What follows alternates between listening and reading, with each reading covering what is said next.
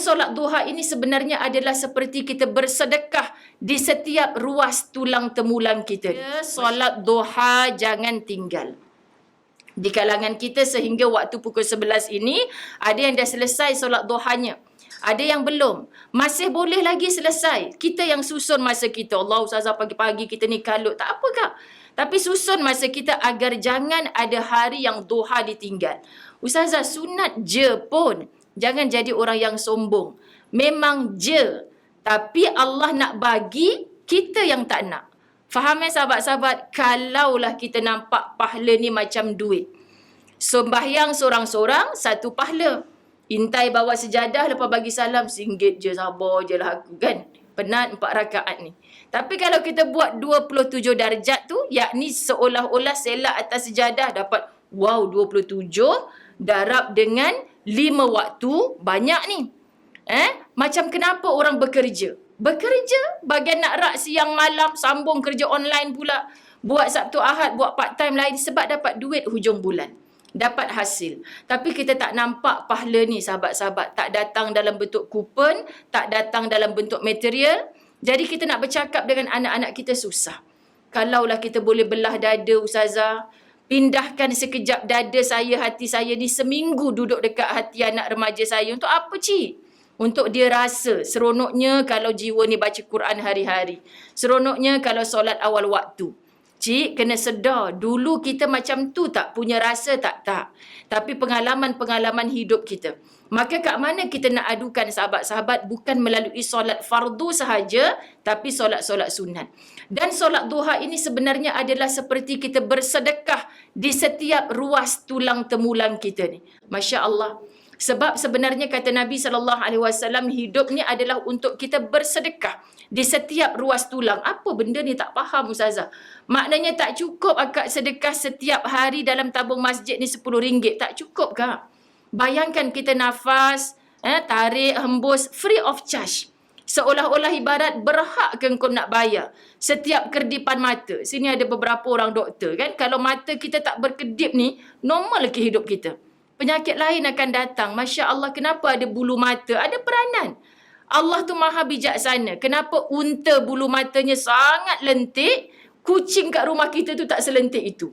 Oh, sebab Allah ciptakan unta memang duduk, nanti ada ribut pasir. Itu sebagai penapis tu nak masuk dalam mata dia. Masya Allah. Tak habis hikmah kalau kita cari sahabat-sahabat besarnya. Okey, kenapa lubang hidung kat bawah Ustazah? Kalau ke atas kan bagus, jangan lawan perintah Allah. Agak musim hujan tertinggal payung dalam kereta, jenuh nak tutup kan? Kita tak pernah puas hati sahabat, tapi kita nak lawan perintah Allah. Jadi Allah kata duha ni memang tak wajib. Tapi ibarat kalau saya kata saya ada lebihan duit ni, dalam ni penuh dengan duit ni, siapa nak? Kita kata tak nak lah Ustazah. Tu orang kata siapa yang nak tolak duit dalam hidup ni Ustazah? Semua orang ambil. Kalau tak ada iman, haram pun masyuk sekali. Tapi sebab ada iman tu, sahabat-sahabat dirahmati Allah, aku ambil yang halal sahaja. Inilah pembatas antara orang beriman dengan orang yang kufur kepada Allah. Okey, jadi jangan tinggal. Dan indahnya Nabi mengajar kita, solat duha amalan sunat. Nanti kalau dah boleh rentah negeri, dah boleh ikut suami pergi bekerja, outstation dan sebagainya, kadang-kadang kan ada suasana kita sangat sibuk. Suami kata nak gimana pula tu? Bang, singgah Rena Arjab. Tapi air lama sikit. Nak solat duha. Buat gaduh dengan suami, jangan buat sahabat. Sebab itu duha sunat. Tapi kita macam, Allah Tuhan, subhanallah, subhanallah. Kalau kat rumah ni dapat duha. Ketika bermukim, kita tak tinggal solat duha.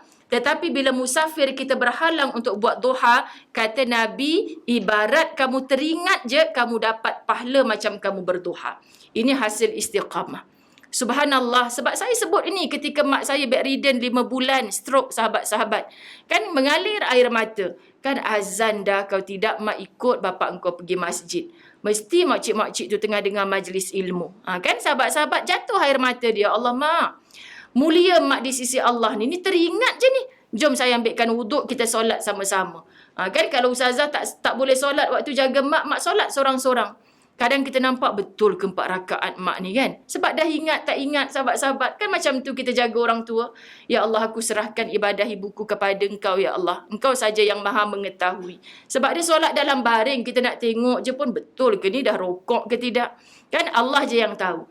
Tapi mak solat di pembaringan, mak dapat pahala macam mak sembahyang kat masjid dulu. Macam mak sembahyang belakang bapak, dapat 27 darjat. Pandai-pandai je engkau. Nabi yang cakap.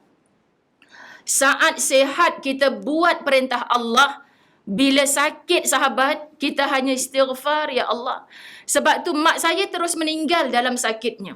Bayangkan kalau orang yang sakit dulu masa sihat dia tak berbuat. Ya Allah, sembuhkan aku, sihatkan aku. Itu je ratapan dia. Kenapa nak sihat, cik? Saya nak berlari balik ke masjid, Ustazah. Saya dulu masa sihat saya tak buat. Saya masa muda saya tak beramal. Saya bawa jemaah umrah sahabat-sahabat. Pak cik dah tak ada kaki sebelah, bawa 16 orang ahli keluarga. Dia sponsor semua. Menangis masa kami nak pergi solat tawaf wada. Kenapa menangis? Saya round the world habis, Ustazah. Saya tak teringin nak pergi Mekah selama ni. Kaki saya dah tinggal sebelah, baru saya pergi, saya sponsor semua keluarga saya. Nikmat rupanya. Kalau dulu masa muda, masa sihat, saya pergi, saya berlari sakmi macam orang lain. Tapi saya dah tak mampu sekarang. Biar saya bagi anak-anak saya pergi puaskan beribadah. Saya tak apa, Ustazah, sebab saya dalam keadaan uzur macam ni. Tapi sentiasa menangis. Saya kata, Tuhan, insan ni mulia di sisi Engkau. Sebab dia sempat bertaubat, dia sempat menyesal. Faham muslimin muslimat dirahmati Allah? Jadi kita hidup hari ini, bukan Allah nak tengok aktsaru amala. Amal siapa paling banyak? Tapi Allah nak tengok ahsanu amala. Amal siapa yang paling baik? Kita dah tak sempat nak tengok buruknya orang tu, buruknya orang ni. Jadi ada peluang duha, jangan beralasan. Nanti bila kita ada benda yang menyebabkan kita tak boleh buat, Allah pandang. Tak apa, sebab tu sunat. Baru kita layak sebut sunat je kan bang?